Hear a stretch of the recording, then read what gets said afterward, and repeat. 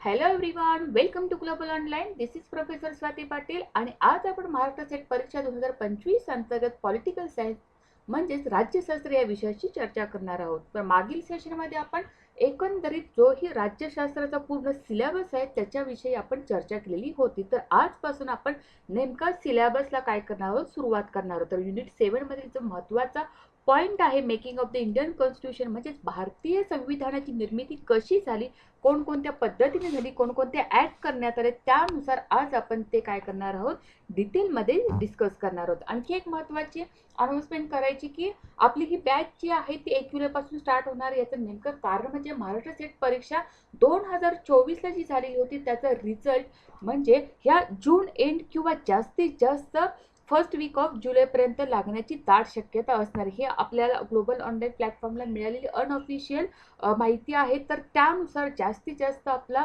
Result आहे तो first of the weak जुलैमध्ये लागण्याची खूप जास्त शक्यता असणार आहे. तर त्याकरिता ग्लोबल ऑनलाईन प्लॅटफॉर्मवरती महाराष्ट्र सेट कम्प्लीट कोर्समध्ये आम्ही तुम्हाला कोणकोणत्या गोष्टी प्रोव्हाइड करत आहोत, तर डेली लाईव्ह लेक्चर्स राहतील, फुल सिलेबस व्हिडिओ लेक्चर्स असतील, फुल सिलेबस नोट्स असतील, त्याच पद्धतीने mock test, practice previous years question with solution, महत्त्वपूर्ण ट्रिक्स देखील सांगण्यात येतील. ही कम्प्लिटली आपली नवीन बॅच आहे जी की 1 जुलै 2024 पासून सुरू होणार आहे. ज्यांचा 2024 साठीचा रिझल्ट किंवा त्यांच्या स्कोअर चांगला आलेला आहे ते सिक्युअर असतील, त्यांची काही सिक्युअर असेल, त्यांचा काही प्रॉब्लेम आहे. पण ज्यांचा स्कोअर कमी आलेला आहे, जे अनसिक्युअर आहेत, त्याच पद्धतीने जे फर्स्ट अटेम्प्टसाठी तयारी करत आहेत त्यांच्यासाठी नवीन बॅच आहे पॉलिटिकल सायन्ससाठी आणि ती 1 जुलैपासून सुरू होत आहे. ठीक आहे, तर यासाठी फी स्ट्रक्चर काय आहे, तर फी आहेत 12,000 रुपये, पण तुमच्यासाठी डिस्काउंट करून ती फक्त असणार आहे 10,000 रुपये.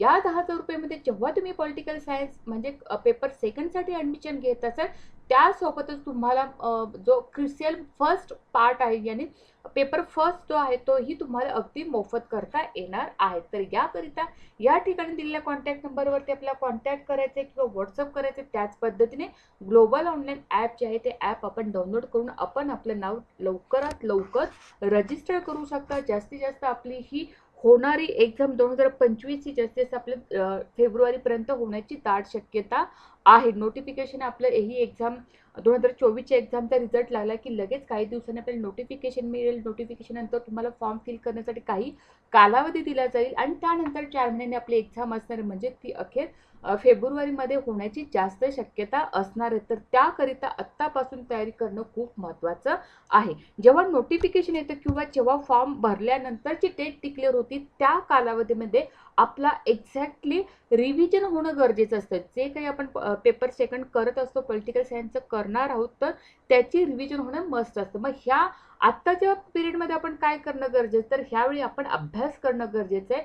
जो पॉलिटिकल सायन्स सेटचा सिलेबस आहे त्यानुसार प्रत्येक पॉईंट आता ह्या 4 महिन्यामध्ये व्यवस्थितरित्या करणं खूपच महत्त्वाचं आहे. जेव्हा एक्झाम येते म्हणजे जेव्हा नोटिफिकेशन डेट डिक्लेअर होते तेव्हा तुम्ही रिव्हिजन लागणं गरजेचं असतं. त्याकरिता ही आपली बॅच आपल्यासाठी नवीन 1 जुलै 2024 पासून घेऊन आलेली आहे. ठीक आहे, तर आजच्या सेशनमध्ये आपण पॉलिटिकल सायन्समध्ये काय पाहणार आहोत, तर युनिट 7 आपण पाहणार आहोत. त्यामध्ये महत्त्वाचं काय, युनिट 7 बऱ्याच जणांना जे पॉलिटिकल इन्स्टिट्यूशन इंडियाचे आहे, भारतातील राजकीय संस्था किंवा एकंदरीत हा कॉन्स्टिट्यूशनल रिलेटेड पार्ट जो आहे तो बऱ्याच जणांना सोपा वाटतो, आवडतो. कारण मी मागच्या सेशनमध्येही सांगितलं होतं की जे तुमचे स्ट्रॉंग पॉईंट्स आहेत ते जास्तीत जास्त स्ट्रॉंग करण्याचा प्रयत्न करा. याची जो भारतीय राज्यघटनेचा हा जो पार्ट आहे त्याची वारंवार रिव्हिजन करणं खूप महत्त्वाचं असतं. त्यामुळे हे सुरुवातीला मी घेतलेलं आहे आणि त्यानुसार त्याचा महत्त्वाचा पहिला पॉईंट जो आहे की भारतीय संविधानाची नेमकी निर्मिती कशी झाली, त्यामध्ये वसाहतवादाचा वारसा, भारतीय संविधानाच्या निर्मितीमध्ये भारतीय राष्ट्रीय चळवळीचे योगदान नेमके काय आहे ते आजच्या सेशनमध्ये आपण पाहणार आहोत. तर ठीक आहे, तर स्टार्ट करूया. वसाहतवाद म्हणजे नेमकं काय, तर वसाहतवाद म्हणजे लोकांच्या जीवनावर आणि संस्कृतीवर पडणारा प्रभाव असतो एकंदरीत. मग तो आर्थिक असेल, सांस्कृतिक असेल किंवा सामाजिक क्षेत्रातील स्थानिकांच्या जीवनावर एकंदरीत नियंत्रणात्मक दृष्टीने पडलेला जो प्रभाव आहे तो दिसून येतो. मग तो कधी कधी साम्राज्यवाद असतो, औपचारिक असतो किंवा आक्रमक सुद्धा असतो. मग त्याचे साधारणतः ऐतिहासिकदृष्ट्या 2 प्रकार असताना दिसून येतात, जे की स्थायिक वसाहतवाद त्याला म्हटलं जातं आणि शोषण म्हणजे एक्सप्लॉयटेशन, कॉलनिझम किंवा सेटलर कोलॅनिझम असं त्याला म्हटलं जातं. स्थायिक वसाहतवाद काय कन्सेप्ट आहे, तर हा एक वसाहतवादाचा प्रकार आहे की ज्यामध्ये मोठ्या संख्येने स्थलांतरित असतात, म्हणजे अनेक धार्मिक, राजकीय, आर्थिक वेगवेगळ्या कारणाने प्रेरित होऊन नवीन ठिकाणी काय होतात, ते स्थायिक होतात आणि स्थानिक ठिकाणी लोकसंख्येवर त्याचा जे एकंदरीत आर्थिक राजकीय गोष्टी आहेत त्या सामाजिक पैलूमध्ये ते एकंदरीत वर्चस्व गाजवताना देखील दिसतात. त्याला स्थायिक वसाहतवाद असं म्हणतात. आता त्याच्याच नेमकं उलट हे शोषण वसाहतवाद असताना दिसून येतं. तर हे नेमकं काय, तर हे तुलनेने कमी संख्येने स्थलांतरितचा समावेश असतो आणि यात प्रामुख्याने वसाहती काय करतात, तर देशाच्या संसाधनाच्या शोषणावर काय करतात, अधिक लक्ष केंद्रित करतात. म्हणजे याचाच अर्थ जे भारतावरती जे एक्सप्लॉयटेशन कोलनिझम झालं असं म्हणता येईल. कारण जी आपल्यामध्ये भारतामध्ये जो काही कच्चा माल होता त्याच्यावरती लक्ष ठेवून त्याचे एकंदरीत शोषण करण्याचा प्रयत्न हा इंग्रज वसाहतवाद्यांच्याकडून झालेला दिसतो. त्यालाच एक्सप्लॉयटेशन कोलनिझम असं म्हणतात. मग वसाहतवाद शक्ती आणि वसाहत यांच्यातील असमान संबंधाचा हा एकंदरीत संच दर्शवतो आणि अनेक वेळा हे संबंध वसाहतवादी आणि स्थानिक लोकसंख्या यांच्यात स्थानिक लोकसंख्येच्या खर्चावर वसाहतवादीचे फायदे किंवा अप्रमाणात मिळवत असताना दिसतात. म्हणजे अशा पद्धतीने एकंदरीत नेमकं कोलनिझम काय आहे ही कन्सेप्ट या ठिकाणी क्लिअर झालेली आहे. आता नेमकं भारतीय जो आपण म्हणतो सामाजिक चळवळी किंवा राजकीय चळवळीनुसार भारताची जी डेव्हलपमेंट झालेली आहे, जी की वेगवेगळे ऍक्ट करून राहिले, म्हणजे वेगवेगळे कायद्यानुसार झाले, ते नेमके काय ते आज आपण पाहणार आहोत. जे की त्याला घटनात्मक विकास म्हटलेला आहे, जो की ईस्ट इंडिया कंपनी रूल जे झाले की 1773 ते 1857 पर्यंत आणि 1857 ते 1947 पर्यंत. ऍक्च्युली हे कॉन्स्टिट्युशनल डेव्हलपमेंट आहे. ठीक आहे, कॉन्स्टिट्युशनल डेव्हलपमेंट आपल्याला कुठे दिसून येते, तर ईस्ट इंडिया कंपनी रूल होता अगोदर आणि नंतर जो कंपनी रूल बदलल्यानंतर ब्रिटिश क्राऊन, म्हणजे जे ब्रिटिश राजेशाही अंतर्गत जे कायदे करण्यात आले त्याला ब्रिटिश क्राऊन असं म्हटलं जातं आणि कंपनी अंतर्गत जे कायदे करण्यात आले त्याला कंपनी अंतर्गत झालेले कायदे असे म्हणतात. मग ते कधीपासून आहेत, तर ते 1773 पासून ते 1857 पर्यंत दिसून येतात आणि हे 1857 ते भारत स्वतंत्र होईपर्यंत म्हणजे 1947 पर्यंत जे काही कायदे करण्यात आले ते ब्रिटिश क्राऊन मध्ये काउंट करण्यात येतात. ठीक आहे, तर आता याच्यामध्ये आपण वन बाय वन पाहणार आहोत की आता याच्यामध्ये नेमकं काय पाहायचं असतं, तर हे जे ऍक्ट झाले, जे काही कायदे झाले, त्या कायद्यामध्ये कोणत्या तरतुदी करण्यात आल्या आणि त्या तरतुदीनुसार भारतीय जे कॉन्स्टिट्युशनल म्हणजे भारतीय राज्यघटनेमध्ये काय विकास होत गेला आणि भारतीय राज्यघटना कशी विकसित होत गेली ह्या कायद्यानुसार बऱ्याचशाच गोष्टी कळतात. म्हणून हे खूपच महत्वाचं आहे आणि याच्यावरती वारंवार प्रश्न देखील विचारण्यात येतात आणि हे अतिशय बेसिक आहे. हे म्हणजे हे केल्याशिवाय राज्यघटना पुढे जातच नाही. म्हणजे राज्यघटना नेमकी कशी तयार झाली ह्या गोष्टी कळल्यानंतरच आपल्या पुढच्या गोष्टींचा उलगडा होत असतो. तर ह्या गोष्टी आपण वन बाय वन आज आपण पाहणार आहोत. तर त्यामध्ये काय आहे, रेग्युलेटिंग ऍक्ट 1773 आहे, त्यालाच नियामक कायदा असं म्हटलं जातं. पिट्स इंडिया ऍक्ट 1784 आहे. Chartered act 1873. हे जे आकडे आहेत म्हणजे कायदे आहेत जे झालेली आहेत ते लक्षात ठेवणं खूप महत्वाचं आहे. 1773, 1784, 1813, 1833 आणि 1853. त्याच पद्धतीने क्राऊन मध्ये झालेले ब्रिटिश क्राऊन झालेले कायदे महत्वाचे 1858 आहे, 1861 आहे, 1892 आहे, 1909 ला झाले, 1919 ला 9चा मॉर्लेमेंटो रिफॉर्म्स खूप फेमस आहे. देन ऍक्ट 1990 तोही मॉन्टेस्क्यू चेम्सफर्ड रिफॉर्म महत्वाचा आहे. 1935चा पण खूपच महत्वाचा आहे, जेणेकरून जवळपास 50% वरती जी राज्यघटनेमधील जे बऱ्याच तरतुदी करण्यात आल्या त्यामध्ये 1935च्या कायद्याचा खूप मोठा अंतर्भाव असलेला दिसून होतो. त्याच पद्धतीने क्रिप्स मिशन जी 1942 मध्ये आलेली, 1946 कॅबिनेट मिशन आणि last one is the Indian independence act 1947. त्याचवेळी माउंट बॅटन प्लॅन सुद्धा आलेला तोही आपण आज पाहणार आहोत. तर ह्या गोष्टी आपण वन बाय वन शॉर्ट मध्ये पाहणार आहोत. ठीक आहे, तर सुरुवात करूया की भारताचा घटनात्मक विकास हे हे आत्ताच सांगितले की नेमकं भारताचे संविधान, भारताची राज्यघटना कशी विकसित झाली याचे एक विश्लेषण करणारे ह्या सगळ्या गोष्टी आहेत. जे की 1773 पासून जो नियामक कायदा झाला, रेग्युलेटिंग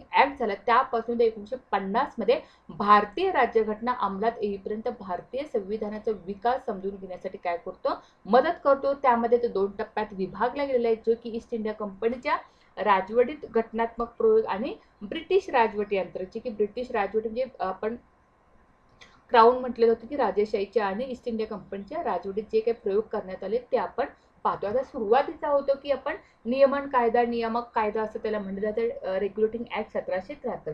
सगळ्यात महत्त्वाची गोष्ट यामध्ये लक्षात ठेवून ज्या महत्त्वाच्या तरतुदी आहेत त्या आपल्याला माहितीच पाहिजे. यामध्ये नेमकं काय सगळ्यात सुरुवातीचा महत्त्वाचा कायदा आहे जो की ब्रिटिश संसदेने पारित केलेला होता. म्हणजे 1773च्या कायद्यापासून काय होते की ह्या कायदे पद्धतीची सुरुवात झालेली दिसून येते. यात प्रश्न विचारण्यासारखी महत्त्वाची गोष्ट आहे तर ह्यात जे मेन भारताचा गव्हर्नर जनरल जो आहे तो नेमला गेला. मग तो कोण होता तर वॉरेन हेस्टिंग्स हे जे भारताचे पहिले गव्हर्नर जनरल होते. त्यासोबतच त्यांनी मुंबई मद्रासच्या राज्यपालांना देखील बंगालच्या राज्यपालाच्या अधीन केलं. म्हणजे त्यांना गव्हर्नर जनरल नियम आणि कायदे बनवायचे काय दिले अधिकार देण्यात आलेले होते. गव्हर्नर म्हणजे या कायद्यानुसार बंगालच्या गव्हर्नरला गव्हर्नर जनरल म्हणून सांगण्यात आलं. आता गव्हर्नर जनरल कंपनीच्या संचालकाच्या आदेशाचे काय केलं होतं पालन करण्यात होते. त्यासोबतच कोर्ट ऑफ डायरेक्टरची पण स्थापना करण्यात आली. सगळ्यात महत्त्वाचं म्हणजे या तरतुदीनुसार 1774 साली कलकत्तामध्ये सर्वोच्च न्यायालयाची स्थापना करण्यात आलेली आहे. जे आत्ताच आपलं सर्वोच्च न्यायालय आपलं सुप्रीम कोर्ट दिसतं त्याचं मूळ या ठिकाणी असलेलं दिसतं, जे की 1774 मध्ये सर्वोच्च न्यायालयाची स्थापना कलकत्ता या ठिकाणी झालेली आहे, जे 1773च्या कायद्यानुसार झालेलं दिसून येतं. अतिशय महत्त्वपूर्ण हे आपले 2 पॉईंट्स पाहता येतात. पुढे काय आहे तर पीट्स इंडिया ऍक्ट 1784 मध्ये झालेला. आता 1784च्या कायद्यानुसार या कायद्यामध्ये नेमकं काय झालं तर भारतातील ब्रिटिश संपत्ती म्हणून ईस्ट इंडिया कंपनीच्या प्रदेशांना संबोधण्यात आले. ठीक आहे. मग पीट्स इंडिया ऍक्ट जो 1784च्या तरतुदीनुसार जे कमर्शियल ऑफरिंगसाठी कोर्ट ऑफ डायरेक्टरची स्थापना करत आहे. यामध्ये महत्त्वाचं सगळ्यात लक्षात ठेवण्याची गोष्ट आहे की कोर्ट ऑफ डायरेक्टर जे होते त्यांची स्थापना करण्यात आली. राजकीय घडामोडीसाठी एक 6 सदस्यीय नियंत्रण मंडळाची देखील नियुक्ती करण्यात आलेली होती. त्यानंतर जो सनद कायदा आहे चार्टर्ड ऍक्ट म्हणला जातो तो 1813 आहे.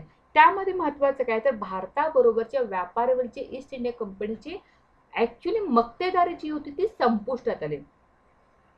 म्हणजे व्यापारावर जी ईस्ट इंडिया कंपनीची मक्तेदारी म्हणजे फक्त ईस्ट इंडिया कंपनीच व्यापार करेल असं नव्हते. त्याच्या व्यतिरिक्त ब्रिटिश मधले ज्या काही वेगवेगळ्या कंपन्या होत्या त्या देखील भारतामध्ये व्यापार करू शकतात याचा अर्थ होतो. म्हणजे ईस्ट इंडिया कंपनीची म्हणजे फक्त ईस्ट इंडिया कंपनीच भारतावरती व्यापार करेल, भारतासोबत व्यापार करेल असं थोडंसं बाजूलाच झालं.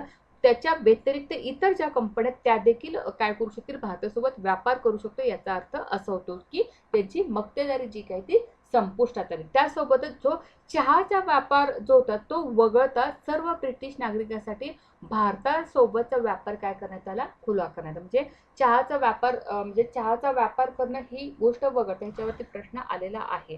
ठीक आहे. चहाच्या व्यापाराचा अपवाद वगळता सर्व ब्रिटिश नागरिकांसाठी म्हणजे कंपनी पण आहेत ब्रिटिश नागरिक पण आहेत त्यांना भारतासोबत व्यापार काय करण्यात आला खुला करण्यात आला.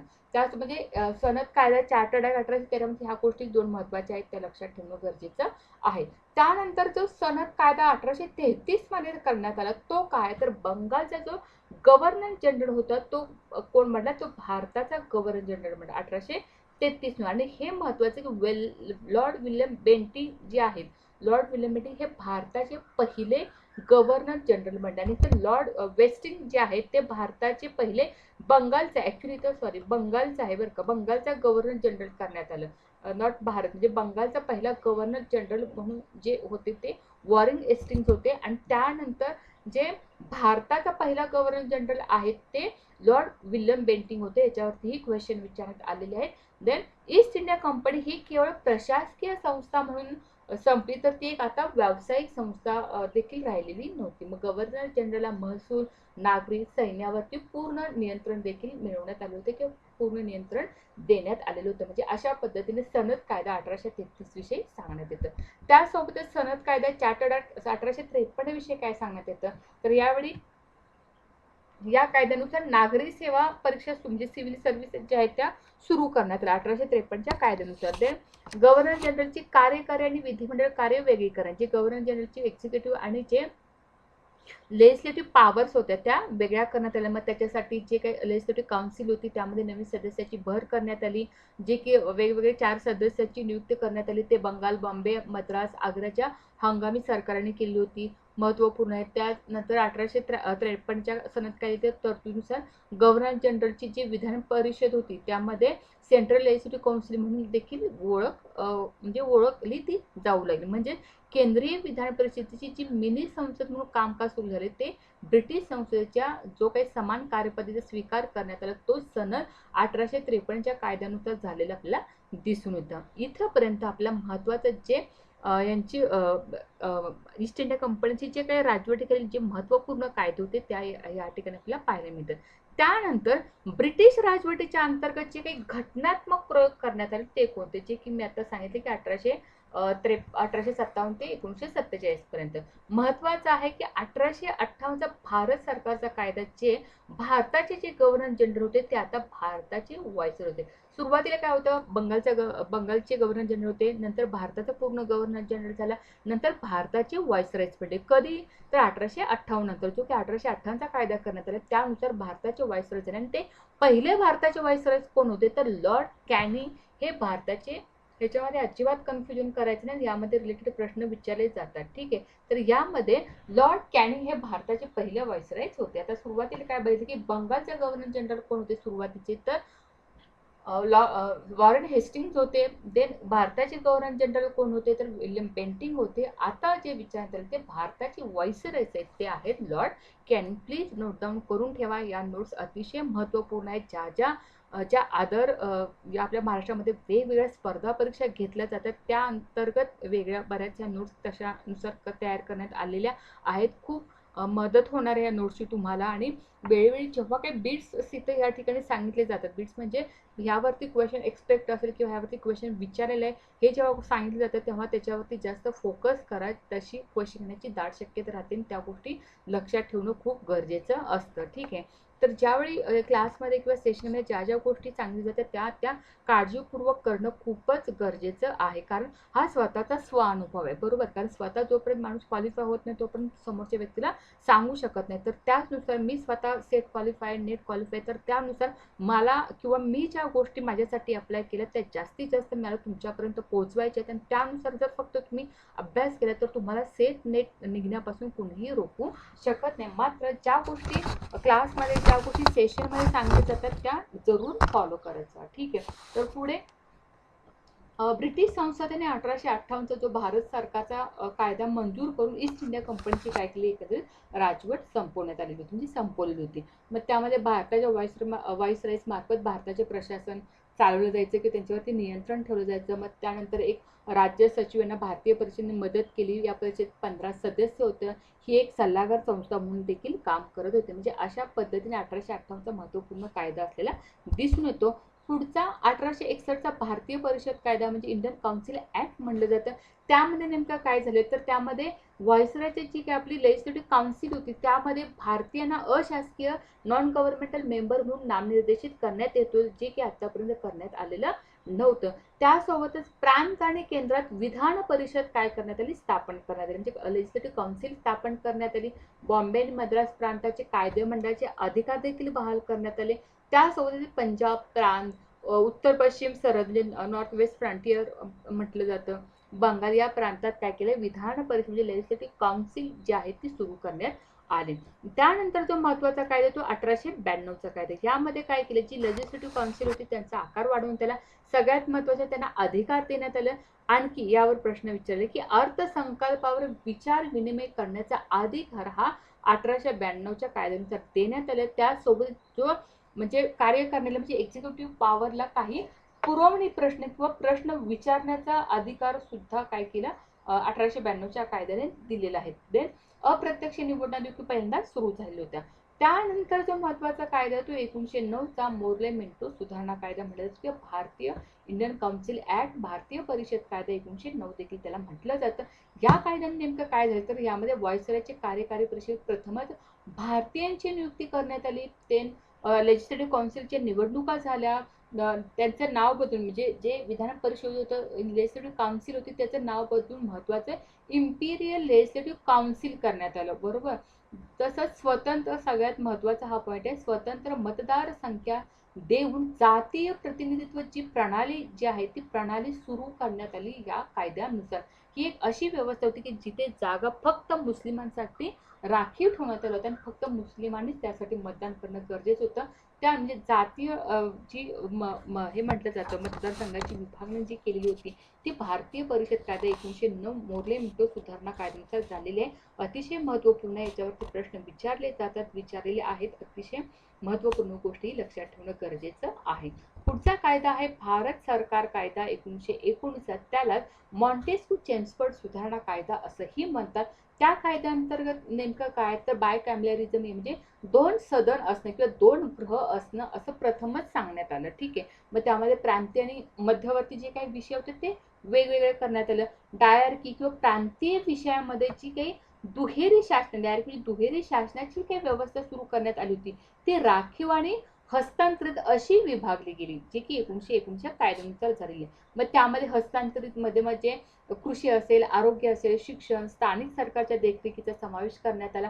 त्यासोबतच हस्तांतरित यादी प्रांतीय परिषदेला उत्तरदायी असलेल्या मंत्र्यांच्या सरकारला देखील देण्यात आलं. मग या राखीव यादीत मग काय महत्वाचं होते तर परराष्ट्र व्यवहार, संरक्षण यांचा समावेश होता. आणि ही जी हस्तांतरित यादी होती ती कुणाच्या नियंत्रणाखाली होती तर व्हाईसरॉयच्या नियंत्रणाखाली होती. आणि त्यामध्ये जातीय प्रतिनिधित्व सुद्धा देण्यात आलं होतं. ते ख्रिश्चनांना, अँग्लो इंडियनला आणि शीख यांना विस्तारित केलेलं होतं. मताधिकार कसा होता तर हा महत्वाचा पॉईंट आहे की मताधिकार मर्यादित लोकसंख्येनेच फक्त देण्यात आलं होतं. कुणाला देण्यात आलं जे फक्त कर भरण्यास पात्र म्हणजे जे कर भरतात, ज्यांच्याकडे मालमत्ता आहे, ज्यांच्याकडे जमीन महसूल भरण्यावर म्हणजे किंवा आहे अशा लोकांनाच फक्त मतदान करण्याचा अधिकार 1959 कायद्यानुसार करण्यात आलेला होता. ही अतिशय महत्त्वपूर्ण गोष्ट आहे. त्यालाच मॉन्टेस्क्यू चेम्सफोर्ड सुधारणा असंही म्हणतात. यानंतर काय नेमकं झालं तर नेहरू रिपोर्ट आला. ठीक आहे. नेहरू रिपोर्ट 1928 आला. त्यामध्ये संविधानाचा मसुदा जो काही ड्राफ्ट तयार करण्याचा जो महत्वाचा पुढाकार होतो तो पहिल्यांदा नेहरू रिपोर्ट याचा अर्थ मोतीलाल नेहरू, पंडित जवाहरलाल नेहरू नव्हे. मोतीलाल नेहरूंचं नाव आहे ते. ठीक आहे. 1858च्या 1858 पासून ब्रिटिश शासकाने वेगवेगळ्या कायद्यावर ब्रिटिश भारतात संविधानातील घटक लागू करण्याचा प्रयत्न केला होता. बरोबर.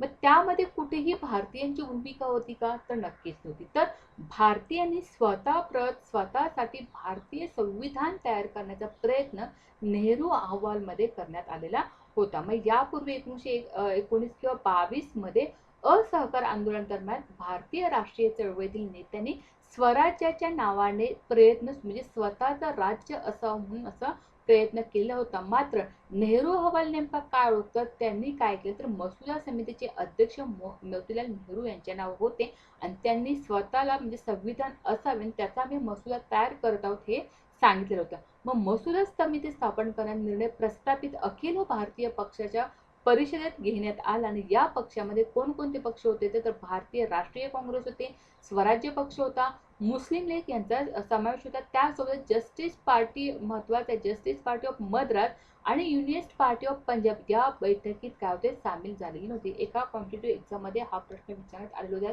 जी की मसुदा समिती तयार करण्यात आलेली होती नेहरू रिपोर्टनुसार. तर त्यामध्ये कोणत्या पक्षांनी किंवा कोणते पक्ष त्यामध्ये सहभागी झालेले नव्हते तर त्यामध्ये जस्टिस पार्टी ऑफ मद्रास आहे आणि युनियनिस्ट पार्टी ऑफ पंजाब आहे. ठीक आहे. आता नेहरू अहवालात प्रौढांसाठी सार्वत्रिक मताधिकार आणि केंद्र आणि प्रांतामध्ये जबाबदार सरकारची मागणी करण्यात आली होती. त्याच पद्धतीने भारताच्या पूर्ण स्वातंत्र्य नव्हे तर जे डोमिनियन स्थितीचे समर्थन केलं होतं. म्हणजे डोमिनियनचा अर्थ नेमका काय होतो तर ब्रिटिश भारत सरकारच्या नियंत्रणाखाली काही मर्यादित बाबीवर कायदे करण्याचा जे स्वातंत्र्य असेल ते तेवढंच म्हणजे त्यांच्या अंतर्गत ते तुम्हाला स्वातंत्र्य वसाहती अंतर्गत स्वातंत्र्य त्याला म्हटलं जातं.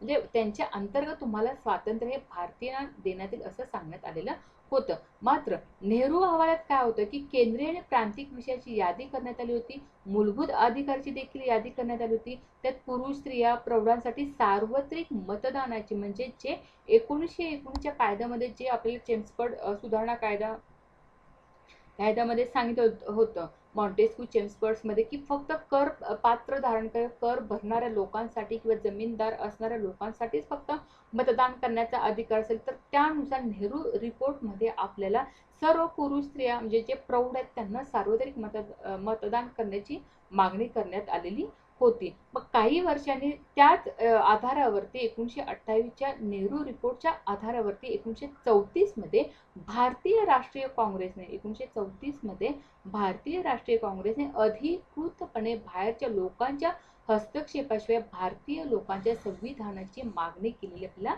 दिसून येते. अशा पद्धतीने अतिशय महत्त्वपूर्ण नेहरू रिपोर्ट असताना आपल्याला दिसून होतं. तर यानंतर नेमका कोणता कायदा झाला तर 1935चा कायदा झालेला आपल्याला दिसून येतो. त्यालाच भारत सरकार कायदा म्हणजे इंडियन गव्हर्नमेंट ऍक्ट 1935 असं म्हटलं जातं. त्या कायद्याअंतर्गत नेमकं काय झालं तर ब्रिटिश भारताने सुरू केला हा सर्वात मोठा आणि लॉंगेस्ट आणि शेवटचा घटनात्मक उपाय असं म्हटलं जातं. त्या अगोदर काही गोलमेज परिषदा झाल्या 30, 31, 32 मध्ये गोलमेज परिषद झाली. 1927 मध्ये सायमन कमिशन झालं. तर या सगळ्यांचा परिणाम म्हणून भारत सरकारचा कायदा याकडे पाहिलं जातं. यामध्ये 11 प्रांतापैकी 6 प्रांतामध्ये द्विसदन काय करण्यात आलं सुरू करण्यात आलं. त्यानुसार फेडरल यादी, प्रांतीय यादी, समवर्ती यादी जे की आत्ताची आपण बघतो की स्टेट लिस्ट, सेंटर लिस्ट आणि कॉन्करंट लिस्ट तयार करण्यात आली. राज्यसत्ता रद्द करून प्रांतामध्ये हे प्रांतीय स्वायत्तता तयार करण्यात आली. अतिशय महत्त्वाचे याच्यावरती प्रश्न हे विचारले जातात. जे की प्रांतीय स्वायत्तता आहे ती कोणत्या कायद्यानुसार देण्यात आली तर ती भारत सरकार कायदा 1935 नुसार देण्यात आलेली होती. त्यासोबतच महत्त्वाचं federal code, then reserve bank of इंडियाची स्थापना किंवा RBI ची स्थापना करण्याची तरतूद ही 1935च्या कायद्यानुसार आहे. त्यानंतर अखिल भारतीय महासंघाची स्थापना देखील या तरतुदीनुसार करण्यात आलेली आहे. अशा पद्धतीने भारत सरकारचा कायदा 1935 हा अतिशय महत्त्वपूर्ण असलेला दिसून येतो. त्यासोबतच पुढे क्रिप्स मिशन आले ज्याला 1942 मध्ये झाले. त्यांनी कोड होतं तर 1942 मध्ये आले. तर सर स्टॅमफोर्ड क्रिप्स यांनी दुसऱ्या महायुद्धाच्या अखेरीस अंमलात आणलेल्या प्रस्तावावरती भारतीयांसाठी राज्य घटना तयार करण्याबाबत ही समिती पाठवण्यात आली किंवा मिशन पाठवण्यात आलं होतं. त्यांनी नेमके काय गोष्टी सांगितल्या तर भारताला स्वराज्याअंतर्गत किंवा वसाहती अंतर्गत भारताला डोमिनियन दर्जा प्रदान म्हणजे वसाहती अंतर्गत दर्जा प्राप्त करणे, ब्रिटिश राष्ट्रकुल राष्ट्राची समान भागीदारी देणे, सर्व प्रांत म्हणजे ब्रिटिश प्रांत सरकारकडे शासित आणि भारतीय राज्य यांच्यानुसार एक भारतीय संघ तयार केला पाहिजे असं सांगितलं. भारताची राज्यघटना भारतीय जनतेने निवडून दिलेल्या संविधान सभेने तयार केली पाहिजे. परंतु जर राज्यघटना स्वीकारण्यास तयार नसलेला कोणताही प्रांत राज्य त्यावेळी अस्तित्वात असेल तर संविधानिक स्थान टिकवून ठेवण्यास ते स्वतंत्र असेल असं देखील सांगण्यात आलेलं होतं. म्हणजे अशा प्रांतांना स्वतंत्र घटनात्मक व्यवस्थेत प्रवेश करण्याची मुभा देखील देण्यात आलेली होती. मग यानुसार भारतीय राष्ट्रीय काँग्रेस आणि मुस्लिम लीग या दोन्ही पक्षांनी या क्रिप्स मिशनचे जे काही प्रस्ताव होते ते स्वीकारलेले नव्हते. मग मुस्लिम लीगने काय नेमकी मागणी केली की भारताचे जाती आधारावरती विभाजन व्हावे आणि काही प्रांत मिळून पाकिस्तानचे स्वतंत्र राज्य व्हावे असं मुस्लिम लीगनं सांगितलं. आणि त्या पद्धतीने 2 संविधान सभा असावेत, एक पाकिस्तानसाठी असावी, एक दुसरी भारतासाठी असावी असं क्रिप्स मिशनला सांगण्यात आले. त्यामुळे क्रिप्स मिशन यशस्वी झाल्याचं आपल्याला दिसून येत नाही. त्यानंतर जे पुढचं मिशन आलं ते कॅबिनेट मिशन आलं जे की 1946 मध्ये होतं. त्यांनी नेमकं काय केलं तर ब्रिटिश सरकारने भारतीय राष्ट्रीय काँग्रेस आणि मुस्लिम लीगमधील मतभेद दूर करण्यासाठी अनेक प्रयत्न केले दिसतात, मात्र त्यामध्ये फसगत झालेली दिसते. मग कॅबिनेट मिशन जे आले त्यामध्ये कोण कोण होतं तर लॉर्ड पॅथिक लॉरेन्स होते, क्रिप्स पण होते आणि एव्ही अलेक्झांडर या तिघांचे मिळून जे होतं मिशन किंवा कॅबिनेट सदस्यांचा समावेश होता म्हणून त्याला कॅबिनेट मिशन असं म्हटलं जाते. या शिष्टमंडळाने नेमकं काय सांगितलं त्यांनी भारतीय राष्ट्रीय काँग्रेस आणि मुस्लिम यांच्यात एक करार करण्यात अयशस्वी ठरले. म्हणजे करार ते करू शकले नाही, मात्र स्वतःचा प्रस्ताव तयार केला जो 16 मे 1946 रोजी त्यांनी इंग्लंडमध्ये तसेच भारतात तो एकाच वेळी घोषित करण्यात आला. त्यामध्ये नेमके काय शिफारशी होत्या तर ब्रिटिश भारत आणि राज्य यांचा समावेश असलेला भारतीय संघ असणार आहे. बरोबर, ब्रिटिश भारत आणि राज्य मग त्यात परराष्ट्र व्यवहार, संरक्षण, दळण या विषयावरती अधिकार क्षेत्र असतील.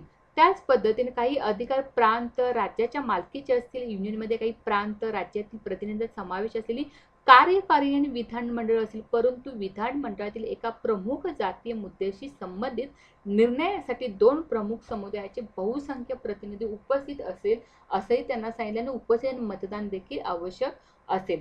त्याच पद्धतीने प्रांत कार्यकारी कायदेमंडळासह गट तयार करण्यास स्वतंत्र असले. प्रत्येक गटाला गट संस्थेद्वारे घेतले जाणारे प्रांतीय विषय देखील निश्चित करण्यासाठी एक स्वतंत्र किंवा स्वातंत्र्य असेल असंही सांगण्यात आलेलं होतं. मात्र या कॅबिनेट मिशन नुसार देखील भारतीय संविधान सभा काय तयार झालेली नव्हती, म्हणजे त्याची देखील फसगत झालेली आपल्याला क्रिस्ट मिशनद्वारे असलेली दिसून येते. त्यानंतर जे मिशन आलं, जे त्याला माउंटबॅटन प्लॅन असं म्हटलं जातं, किंवा ह्याच्यामध्ये काही तरतुदी पण देखील सांगितल्यात की भारतीय राज्य ब्रिटिश प्रांत एकत्र होऊन भारत संघ तयार करेल. बरोबर 389 सदस्यांची एक संविधान सभा स्थापन होईल. त्यामध्ये राजकीय पक्षांचे 14 सदस्य सरकार स्थापन करतील. आणि जोपर्यंत राज्यघटना तयार होत नाही तोपर्यंत भारताचा जो काही राज्य कारभार आहे तो कुठल्या कायद्यानुसार चालेल, तो भारत सरकार कायदा 1935 नुसार चालेल असंही सांगण्यात आलेलं होतं. त्यानंतर नेमकं काय झालं तर माउंटबॅटन योजना आलेली दिसते. मग भारतीय स्वातंत्र्य कायदा हा शेवटचा झालेला जो की 1947 झाली. त्यामध्ये काय सांगितलं की 15 ऑगस्ट 1947 पासून ब्रिटिश भारताची भारत आणि पाकिस्तानमध्ये म्हणजे अखेरीस ही फाळणी झालेली आपल्या या ठिकाणी दिसून होतं. त्यानुसार संविधान सभेला संपूर्ण कायदेविषयक अधिकार बहाल करण्यात आले आणि त्यानुसार भारतीय स्वातंत्र्य कायदा हा युनायटेड किंगडमच्या संसदेचा एक कायदा होता, ज्याने ब्रिटिश भारताचे विभाजन करून भारत आणि पाकिस्तान या दोन नवीन स्वतंत्र राज्याची स्थापना केलेली दिसून येते. 18 जुलै 1947 ला काय झालं की या कायद्याला रॉयल संमती मिळाली आणि अशा प्रकारे आधुनिक भारत पाकिस्तान, ज्यामध्ये आधुनिक पाकिस्तान पश्चिम आणि पूर्व जो आहे तो बांगलादेश अशा प्रदेशाचा समावेश करण्यात आला आणि 15 ऑगस्ट रोजी ह्या गोष्टी अस्तित्वात आल्या. भारतीय राष्ट्रीय काँग्रेस, मुस्लिम लीग आणि शीख समुदाय यांच्या विधिमंडळ प्रतिनिधींनी लॉर्ड माउंटबॅटन यांच्याशी 3 जून रोजी योजना किंवा माउंटबॅटन योजना म्हणून ओळखल्या जाणाऱ्या करारावरती काय केल्या, सह्या केल्या, स्वाक्षऱ्या केल्या आणि ही योजना स्वातंत्र्याची शेवटची योजना ठरलेली दिसून येते. त्यानुसार जो भारतीय संविधान सभा आहे ती आपला कामकाज त्याच्यावरच 46 मध्येच कामकाज लागली दिसून येते. आता त्यानुसार आपल्याला आता बघायचं की ह्या सेक्शनवरती नेमके प्रश्न कसे विचारले जातात. आता आतापर्यंत जो काही महत्त्वाचा थेरॉटिकल पार्ट आहे तो आपण पाहिला, मात्र हे आपल्याला ह्याही गोष्टी माहिती असल्या की यावर नेमके प्रश्न कसे विचारले जातात. म्हणजे जेव्हा थेरॉटिकल पार्ट होत आहेत, आता अप्लाइड पार्ट ही तितकाच लक्ष देणं गरजेचं आहे. आणि मी माझ्या सेशनमध्ये नेहमीच सांगत असते माझ्या विद्यार्थ्यांना, पण तुम्हालाही नक्की सांगायला आवडेल की जे काही तुम्ही करत असा आजच्या सेशनमध्ये जे काही सेशन असेल किंवा तुम्ही स्वतःहून ज्या काही गोष्टी अभ्यासत असतात त्यामध्ये जे काही अभ्यास झाले त्याच्यावरती जोपर्यंत तुम्ही MCQ सोडवत नाही तो शिवाय म्हणजे तोपर्यंत तुम्हाला त्या गोष्टीचा काय होतो, कॉन्फिडन्स येत नसतो.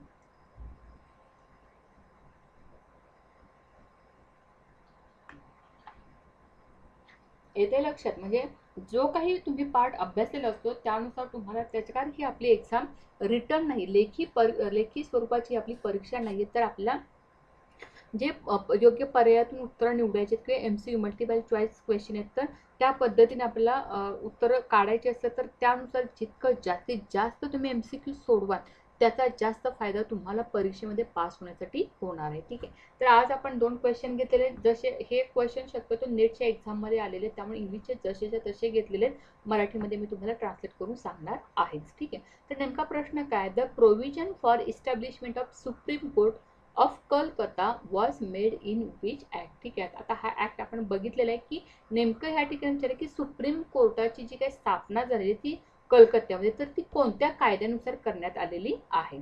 तर पहिला ऑप्शन आहे रेग्युलेटिंग ॲक्ट 1773चा, इंडियन काउन्सिल ॲक्ट 1861चा, देन चार्टर्ड ॲक्ट 1813चा की पिट्स इंडिया ॲक्ट 1784चा.